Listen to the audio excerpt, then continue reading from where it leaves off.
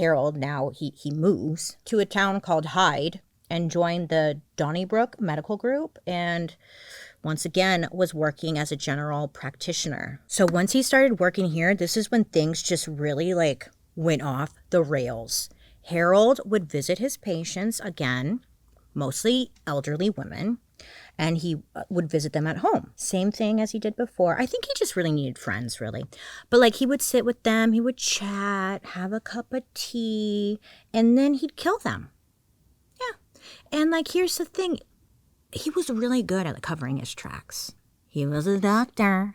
He would falsify the death certificates and make it look like that these people were dying of natural causes. And if a doctor says that they died of natural causes, that means that there's no autopsy. And no autopsies meant that no one knew that he was injecting morphine into the deceased. He also, it wasn't just morphine. There was also diamorphine, which is like essentially heroin. But, you know, he was killing people with it. So in August alone, Harold had killed 4 patients, and no one thought anything because they were older. It was like, okay, I guess, poor grandma, you know. Once he gave the news to the family, like, oh, your mother has passed on or whatever, he would convince them to cremate the bodies. So on top of that, no bodies, no evidence. Like, he was, even though he was on a bunch of drugs, he was still kind of thinking. Harold had ended up spending about 14 years at Donnybrook. But while he was there, he had committed a total of 71 murders that we know of.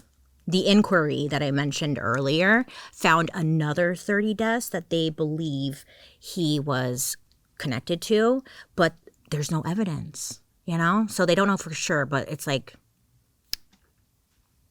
you know, this guy is a fucking lunatic. You know what's more annoying that I wanted to know? Like, what was up with his wife? What was she doing? Did she know? Did she think he was weird? Did he say anything? Did they have sex? He doesn't seem very sexual. Did he have a small wiener? Could say a lot. I bet you did. Was he close with his kids? Like, these are things I wanted to know. I couldn't find it. Did he beat that pussy up? Was he dicking her down? Was he buying her nice things? Where was she at? So here's how Harold would essentially do it. I'll break it down for you. First, he would overprescribe pain medications to his cancer patients.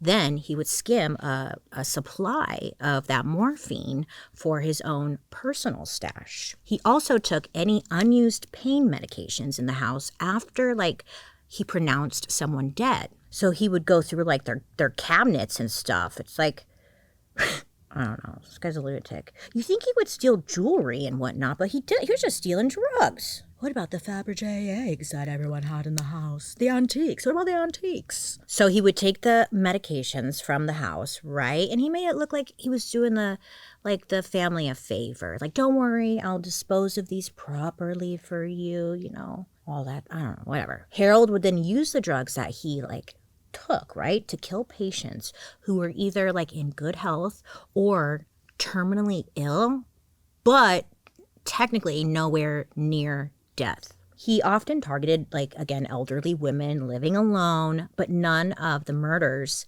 had sexual overtones. He never messed with the bodies.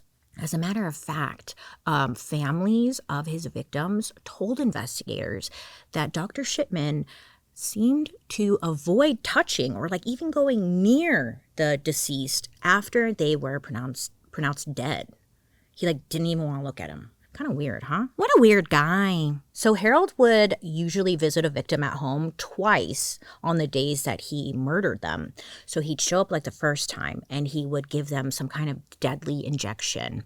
Then he would come back minutes or sometimes even hours later, and he would pretend that he discovered them dead.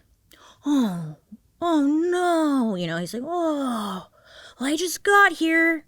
This is crazy. I just showed up. She died. I was dead. You know. So let's say if a family member happened to discover the body, then Harold would be notified because he was the family doctor. So he would rush over, because he wanted to take charge of the paperwork. He didn't want anyone else doing that shit. Because the most important part to Harold was making sure that there were no autopsies. Ever. Period. Again, we don't want autopsies because if they did an autopsy, they'd find drugs in the system. So he would make sure to be on top of that, kind of fake the death certificate, bada bing, bada boom, baby. Done, right? It turns out that Harold had elderly patients dying left and right of heart attacks, even when they had like no history of heart disease. So there was this elderly man who actually requested Harold to come to his house because he had a cold and, he was complaining of his cold, right?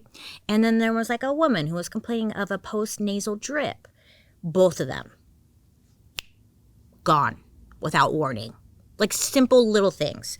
And then Harold would put heart attack as cause of death or natural causes or, Same for the lady who had like a simple upset stomach before Dr. Shipman dropped by. Kablam. Dead. She's like, my tummy hurts. And then she calls Dr. Shipman. Dead. Could you imagine? No, because you're dead. Yeah, I know. It's just bizarre to me that no one really caught on. Eventually someone does, but this went on for a little too long. Over the years, Harold's body count had climbed into the hundreds, okay? Hundreds. The official number that's out there is 215 confirmed victims, but experts think it could be as high as 300. 300 people. 215 alone? Even That's a lot of people. We all agree. It's a lot of people.